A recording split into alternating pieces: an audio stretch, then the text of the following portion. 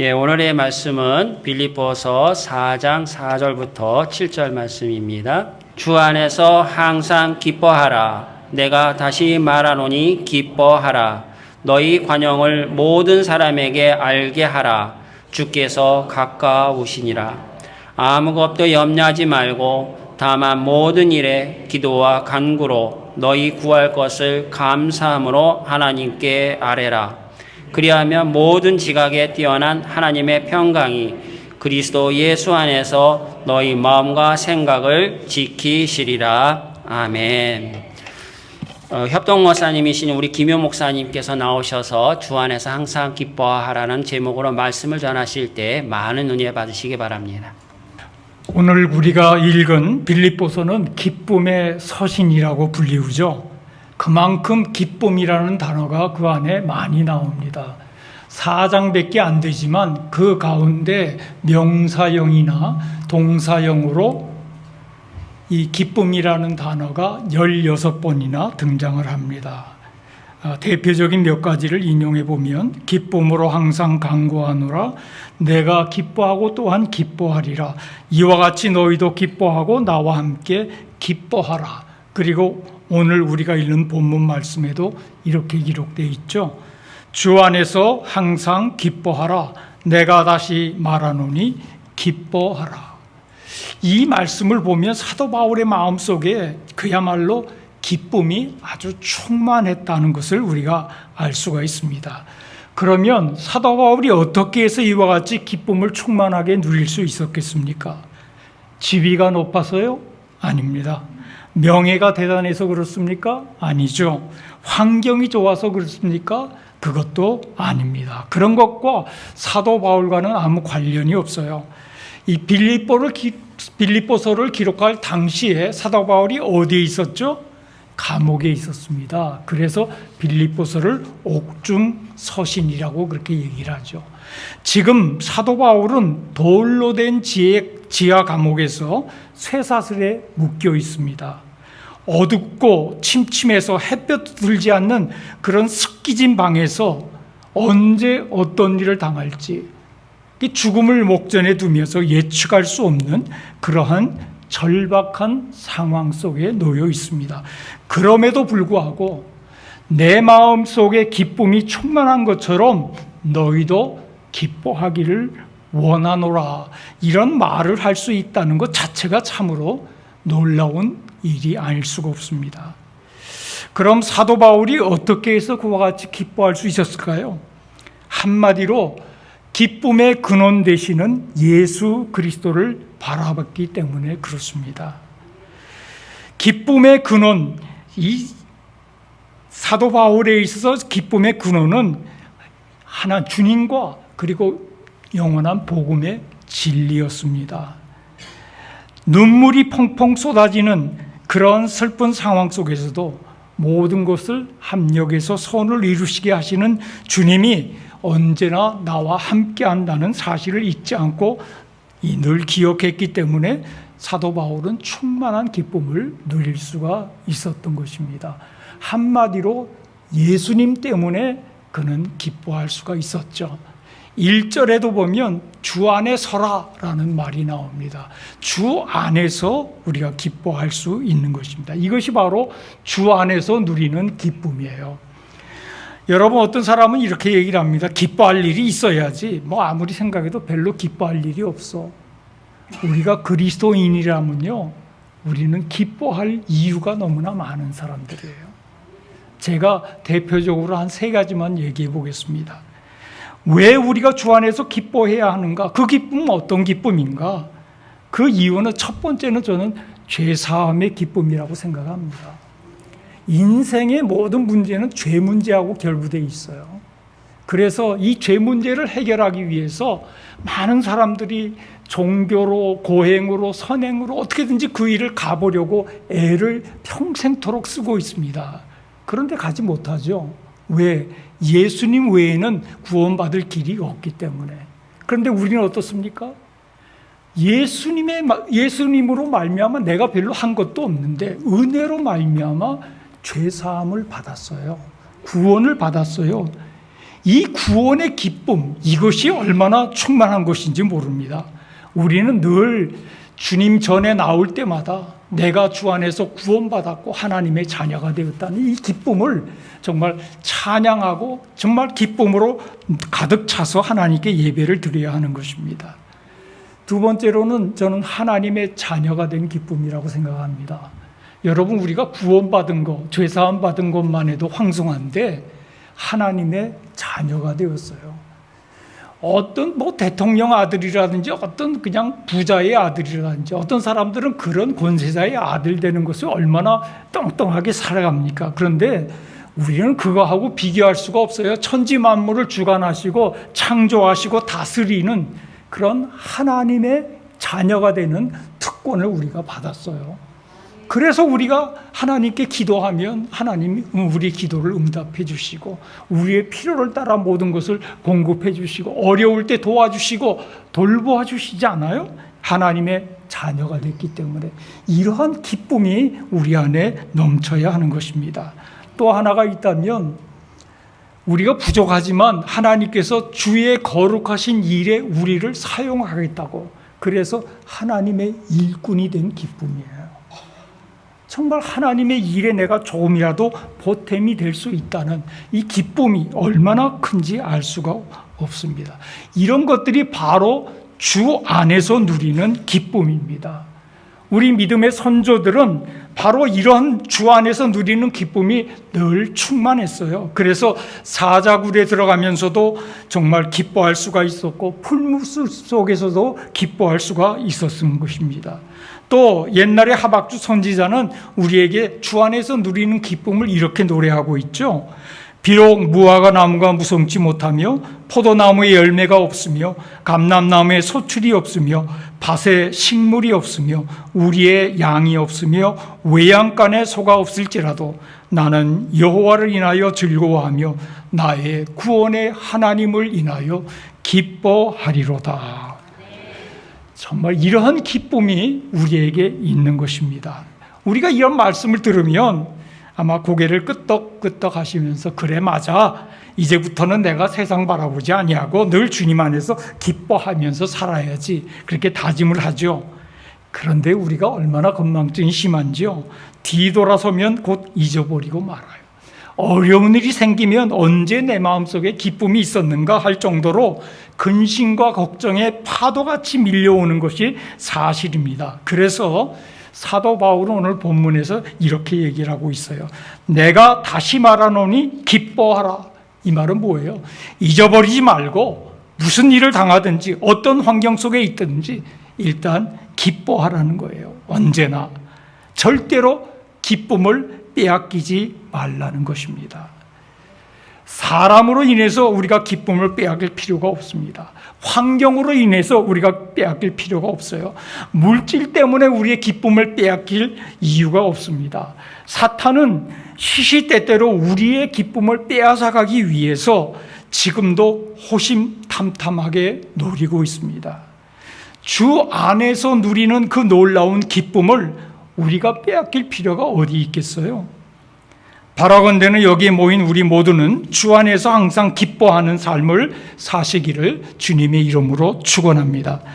그러면서 사도 바울은 우리가 주 안에서 항상 기뻐하기 위해서 꼭 기억해야 될 것 세 가지를 우리에게 말씀해 주셨어요.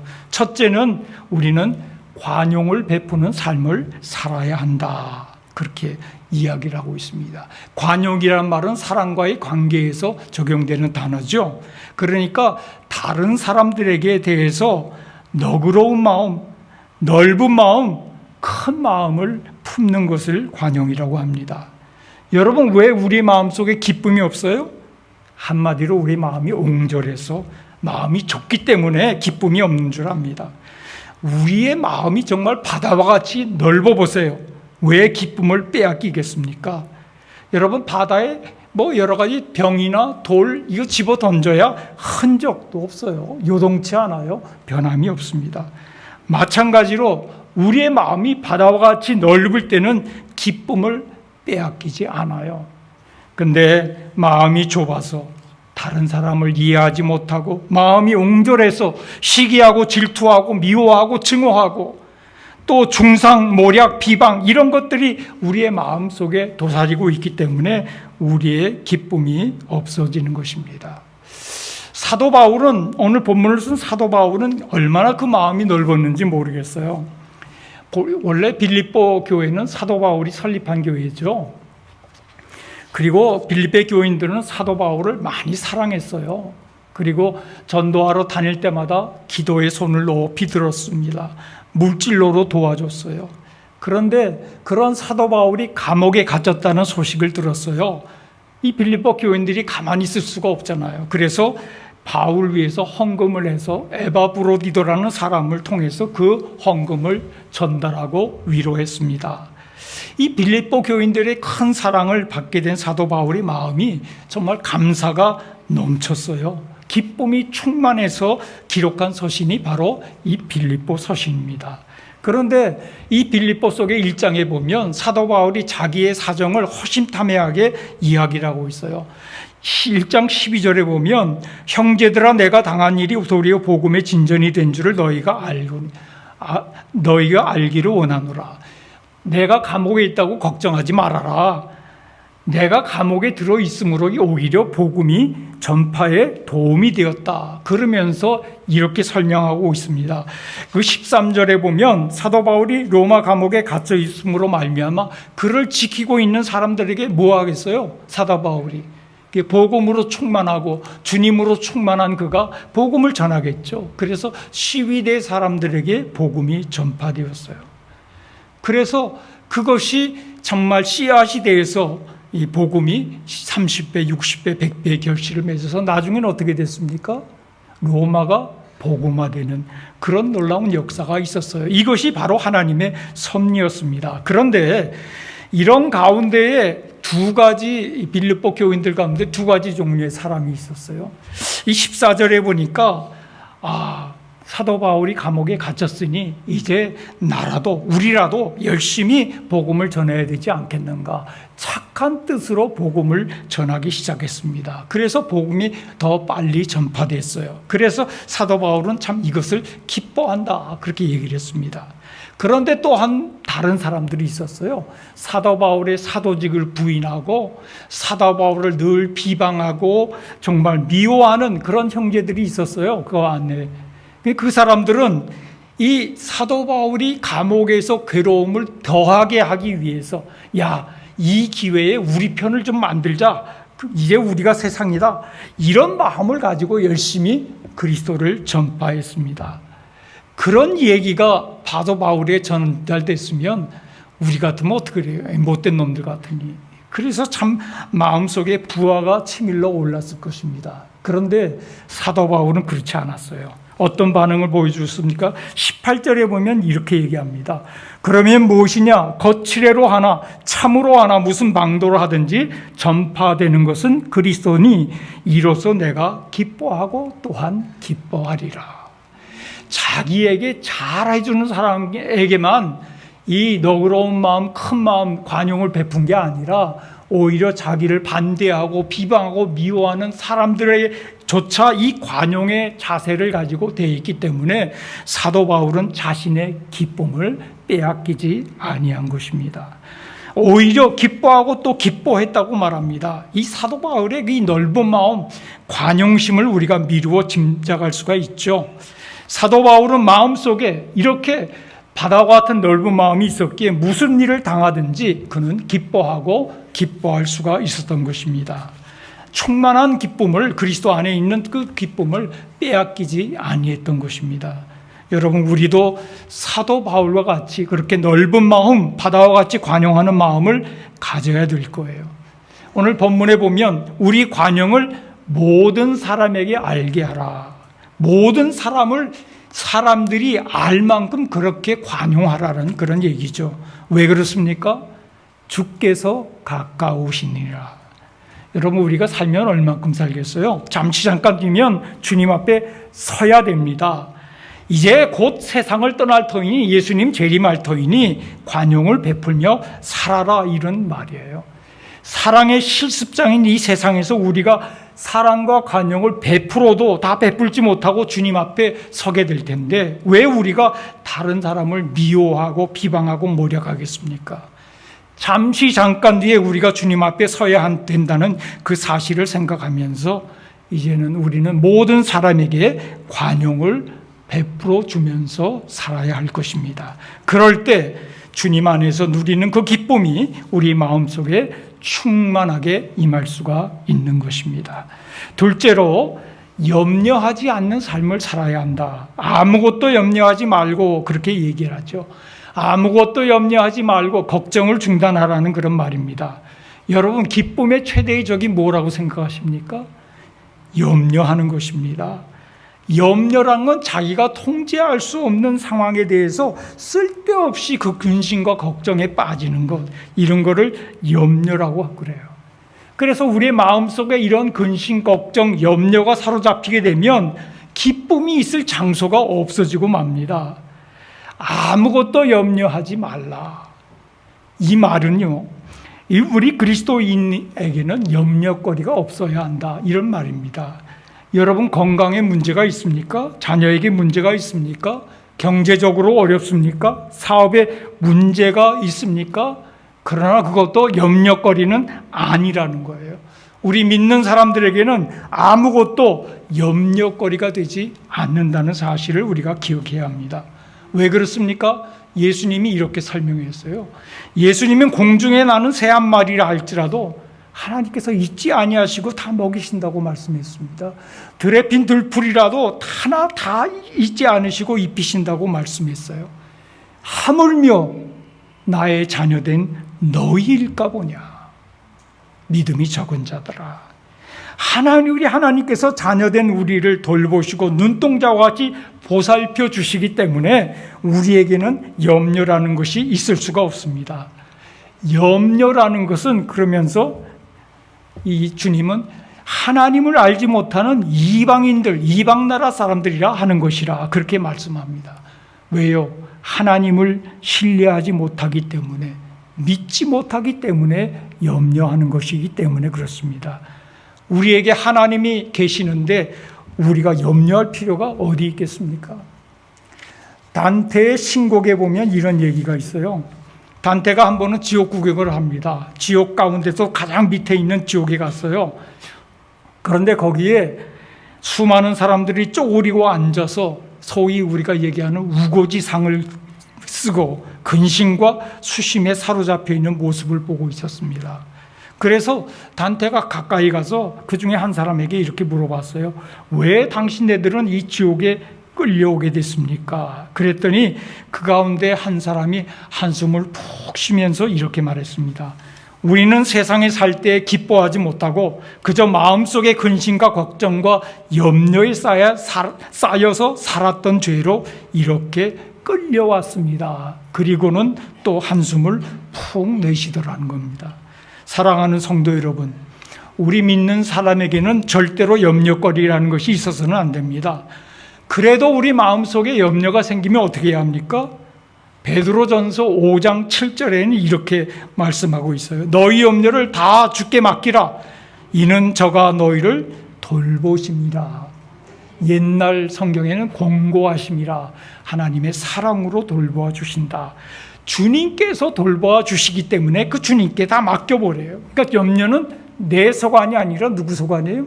주님의 소관이라는 것을 우리가 꼭 기억해야 합니다. 여러분, 우리가 잘 아는 그런 예화 가운데 이런 예화가 있죠.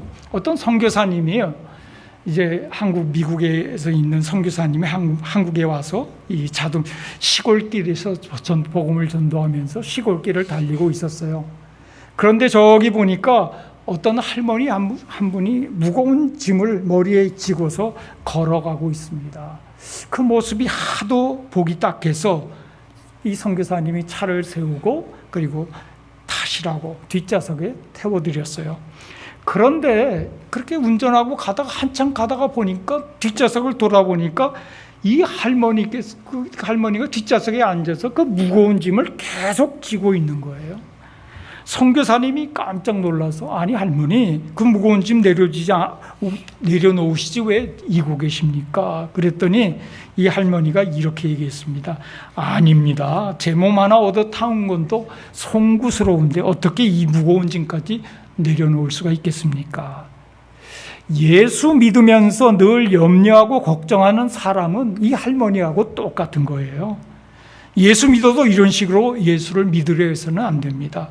우리에게 어떤 어려운 일이나 무거운 짐이 있을 때 이것을 주님께 맡기지 아니하고 내가 해결하겠다 하는 것은 주님께서 우리에게 베풀어 주시는 그 놀라운 사랑을 내가 받아들이지 아니하고 거부하겠다는 뜻이나 마찬가지예요.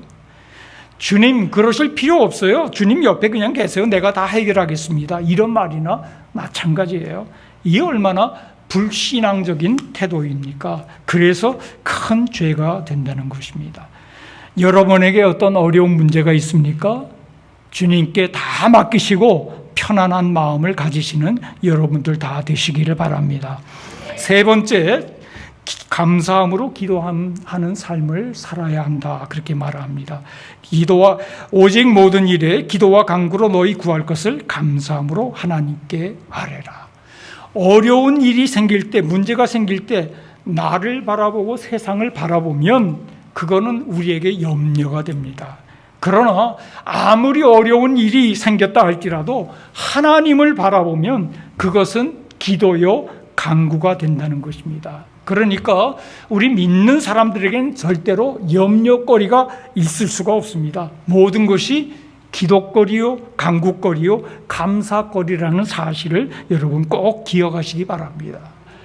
기도와 간구라는 말이 나오는데 기도는 좀 폭넓게 하나님과 대화하고 하나님께 부르짖는 말을 얘기하는 말이고요. 간구라는 말은 기도 중에 한 부분이, 그러니까 특별히 상대적으로는 좁은 의미를 나타내는데 무언가 특별히 필요한 것이 있어서 하나님께 부르짖는 것, 어려운 일이 있을 때 하나님께 부르짖는 것, 이런 것이 바로 간구입니다. 그러니까 어려운 일이 생기면 염려하지 말고 기도하고 간구하시기 바랍니다. 그런데 우리가 꼭 기억해야 할 거 있어요. 여러분 문제가 있을 때 하나님 앞에 나가서 하나님 왜 이러세요? 정말로 이래도 되는 거예요? 이렇게 따지듯이 원망하듯이 아래서는 안 된다는 거예요. 그거는 불신앙보다도 더 나은 것이 없는 거예요.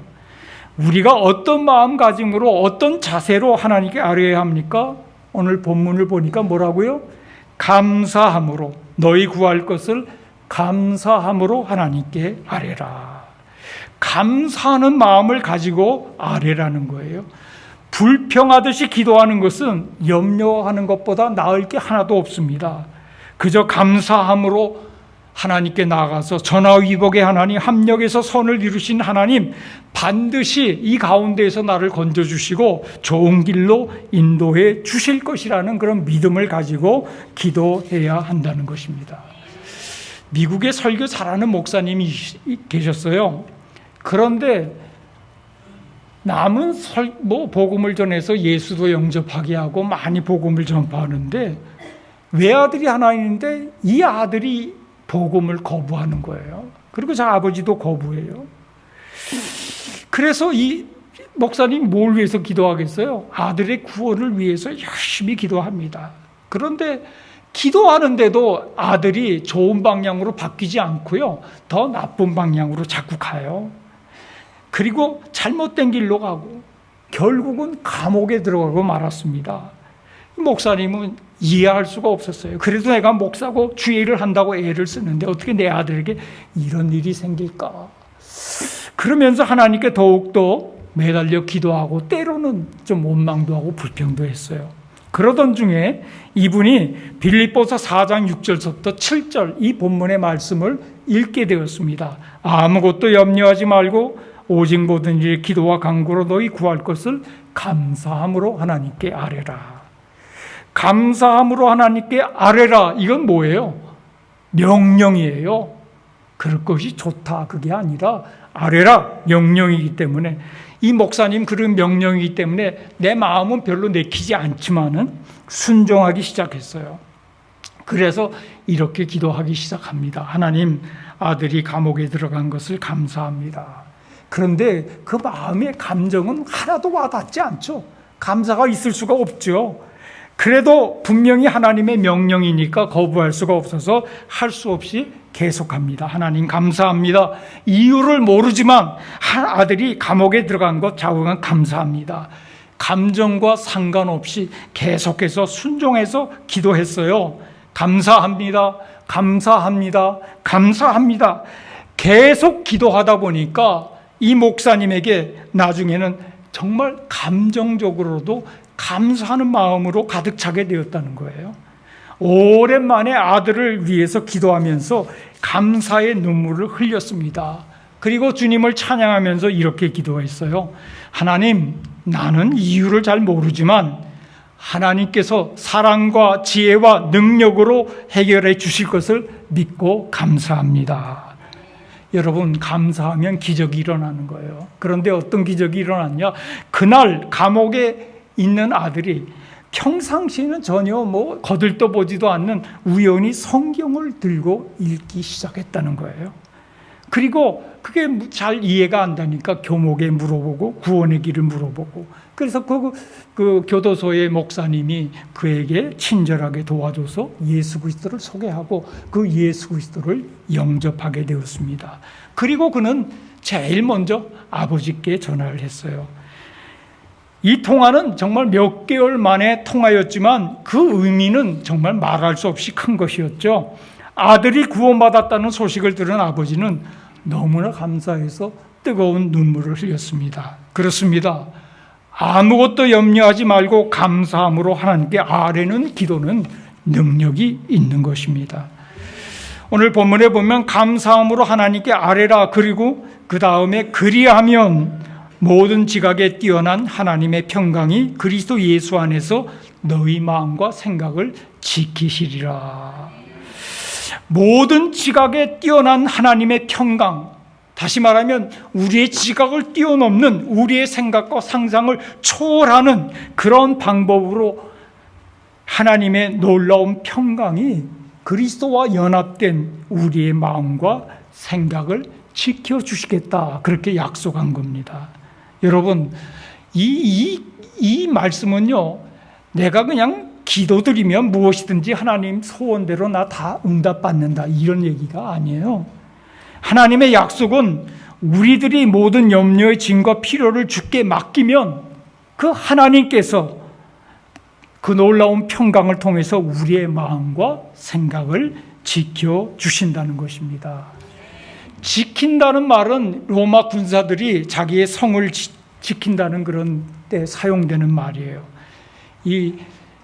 옛날에 저는 전방에서 근무했는데 전방에 가면 보초들이 철책선을 지킵니다. 왜요? 적의 침입으로부터 아군을 보호하기 위해서. 그런 얘기하고 똑같은 얘기예요. 그런데 이 보초들은요, 막 평소에 훈련도 많이 하고 사역도 많이 하니까 이게 가서 졸아요, 졸아.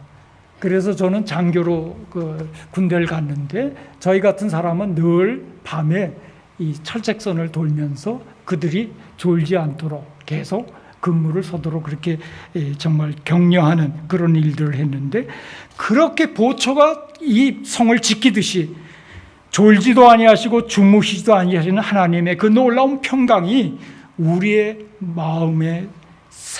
마음과 생각을 모든 근심과 염려로부터 지켜주신다는 거예요.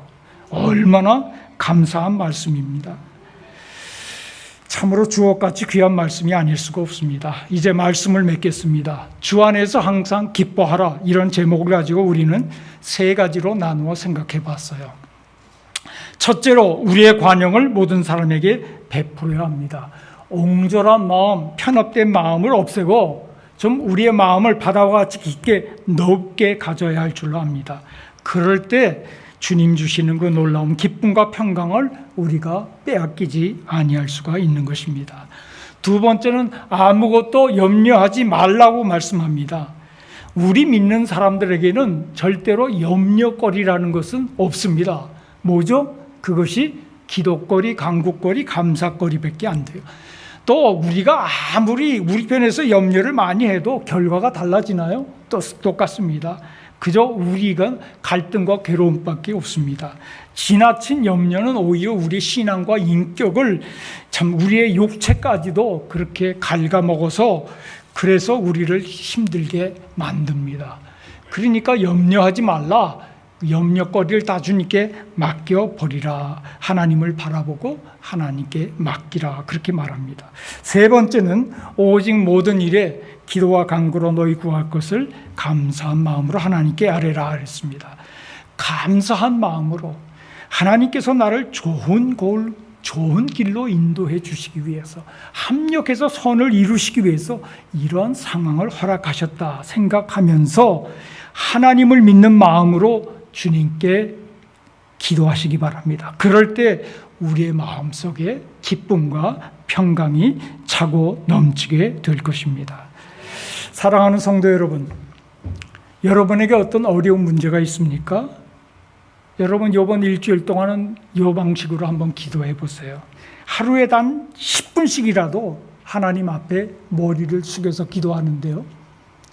그냥 처음부터 주시고 행진곡으로 나가지 마시고요. 5분 동안은 좋으신 하나님, 내게 있어서 하나님은 어떤 존재인가? 나를 위기 속에서, 어려운 길 속에서 돌보시고 거기서 피할 길을 허락해 주시고, 그리고 내 기도를 어떤 때는 내가 생각하는 것보다 더 넘치게 응답해 주셨던 하나님, 그 좋으신 하나님을 정말 생각하며 묵상하시기 바랍니다. 그래서 정말 하나님의 사랑, 하나님의 긍휼, 하나님의 자비하심, 하나님의 은혜, 이런 것들을 한 5분 동안 생각했어요. 하나님을 생각하는 시간입니다. 나에게 하나님은 어떤 존재인가? 내 삶 속에 하나님은 어떤 분이셨던가? 한 5분 동안 묵상하면서 그 하나님을 생각하십시오. 그리고 5분 동안은 이제 우리의 문제를 구체적으로 맡겨보시기 바랍니다. 수고하고 무거운 짐진 자들아 내게로 오라. 내가 너희를 쉬게 하리라고 말씀하신 이 두 팔을 벌리고서 우리를 기다리고 계시는 주님의 모습을 연상하면서 마음속에 그려보면서 그 앞에 여러분이 가지고 계신 그 문제를 구체적으로 주님께 다 맡겨보세요. 그리고 마지막으로 오늘 우리가 생각해 본 본문의 이 말씀을 고요히 한번 마음속에 묵상해 보시기 바랍니다. 그러면 모든 지각에 뛰어난 하나님의 평강과 기쁨이 여러분 마음속에 충만하게 임하실 것입니다. 아무쪼록 우리 모두는 주 안에서 항상 기뻐함으로 남은 생에 주 안에서 누리는 기쁨이 충만한 삶을 사시기를 주님의 이름으로 축원합니다. 가장 좋은 길로 날 인도하시네.